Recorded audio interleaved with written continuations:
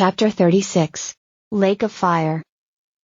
The Ninth Army preceded the 22nd through the gate, General Porterhouse having lost a coin flip to General Alessa. Once the word came through that there was no immediate calamity, Queen Jesca's command unit moved out followed by the remaining armies. The enormous alien gate loomed large over them. The troops' steps clattered on the stone of the newly constructed bridge into the coruscating heart of the central three arches. But training overcame the horror, and as the signals were called, the troops double-timed it and quick marched through the nauseating distortion to stumble into the turmoil of the other side. Waves of heat staggered them as they struggled to keep formation and clear the gate. The heat passed quickly as their armor adjusted to the ambient conditions, but the overwhelming stench caused no few to retch. But on they marched, to their directed position. The ground was both unusually resilient, but also sticky and clingy in an unnatural way. The sky was the color of fetid flesh, and blood-red clouds hung low over the fields. Once she had her bearings, the Queen scanned the horizon for a more tactical sense. Reports from the present and arriving generals whispered in her ear through the magic of her helmet. Her first impression was that they were on a burning hillside of tumbled boulders with a rise behind them and a further conflagration downslope. The chatter on the line came in from units that were dispatched early in each direction to scout out the land. Resistance had already been met as the flaming patches were resolved into pools of fire with demons lounging in them.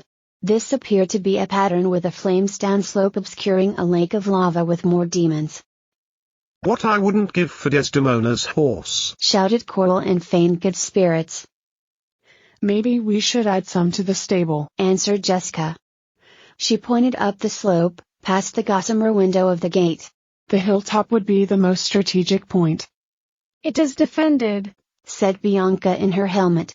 She had risen slightly above the rest and was gazing in that direction, her eyes shrouded in rippling blackness.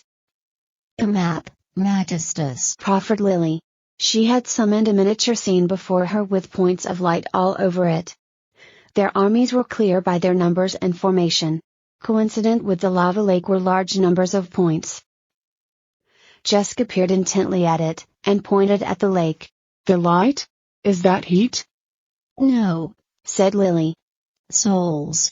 After a pause. "They are the one reliable pattern we can detect here. Everything else is, to some degree or another, in flux." "Well, much as I'd rather secure a defensive position and sortie out from there, that would waste the one thing we have, surprise." She wheeled her helmet to broadcast to her generals. "Cliched as it may sound, the demons seem to be tormenting souls in the Lake of Fire. That is our first objective. I want the 9th Army to take the left flank, the 22nd the right flank. The remainder form up in solid ranks in the middle, with the 31st securing the rear and our retreat.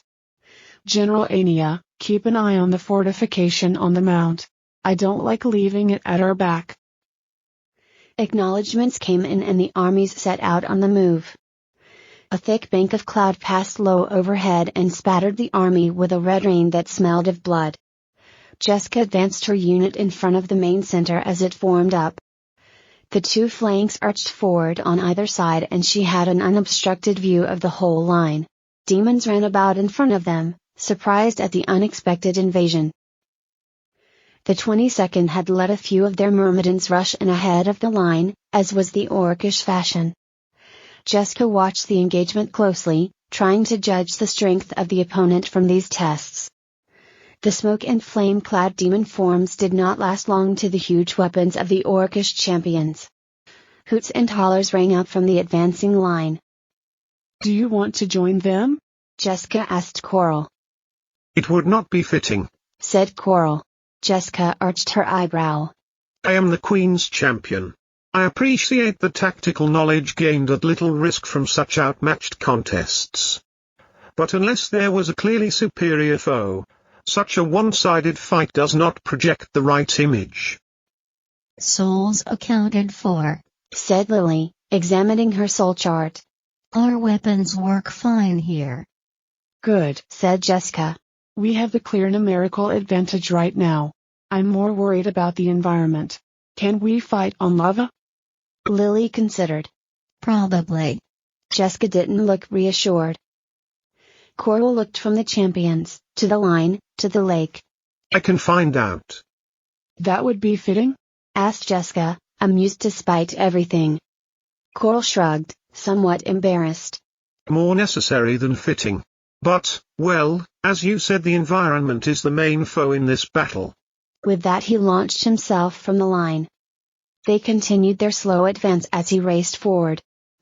The demons were mostly retreating, none of them individually willing to challenge an army. Coral dodged some, made feints towards others but kept to the clear and covered the distance to the lake. When he reached the edge he gingerly stepped into the fire. The flames partially obscured him but he could be seen flailing around unsteadily. Jesca willed her helmet to connect to Coral's. Coral? The line continued its slow advance, and Jesca steeled herself not to break ranks. Coral. Things. In the lake. Came the cut-off reply between heavy breaths. Unsteady. But manageable. I can send the myrmidons, said Jesca. No. Said Coral quickly. I'm holding my own. I just got overwhelmed for a while. They grabbed me and tried to pull me under. There was a pause and some more heavy grunts. Sword can't cut through lava, and my feet have sunk into the calves. Warn the troops but don't halt the advance. Jesca passed the information on. The line started taking smaller steps, but kept to the same cadence as they adjusted to the new information. The lake came upon them and they met with the first line of demons that had been shepherded to the edge. The troops, eager for action, engaged enthusiastically. The footing was worse than thick mud, though, thankfully, not as slippery. The demons had no stomach for aggressive fighting, and quickly gave ground. Their advance trudged forward and caught up with Coral. They adsorbed him back into their ranks. Good job, said Jesca as he took his place. Hands, claws, tentacles, and less recognizable things clutched at them from the broken scabs of rock that composed the surface of the lake. If there are too many, you can hit them as they strike, said Coral, stabbing at an appendage. Or. He slung his shield over his shoulder, waited, then lunged and grabbed a mini toadfoot with his gauntlet and hauled it upward. The short stubby leg rose out of the lava up to a many-jointed pelvis. Jesca struck deep at the revealed vitals. That's it, said Coral. Only way to get a fatal wound. The nearby troops observed, and lacking any threatening force, broke into teams to emulate him. I've sent the vanguard of the 9th and 22nd to circle the lake, said Jesca. That should cut off any escaping demons. Then we just string it, and reel the noose in. Do you think it will stop the news of our arrival spreading? Asked Coral. No, said Jesca.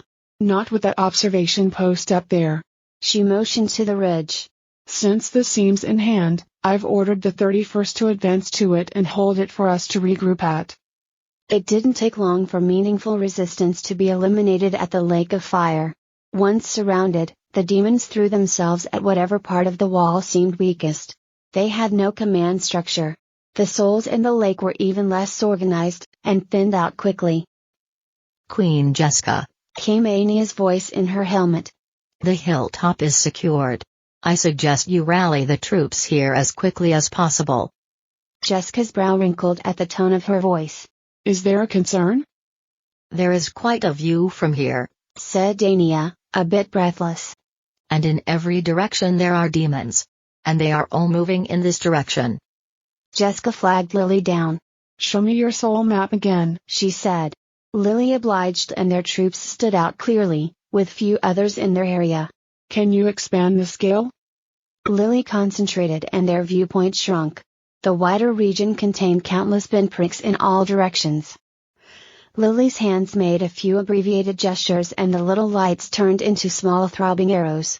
Each one of them was pointed and moving towards them.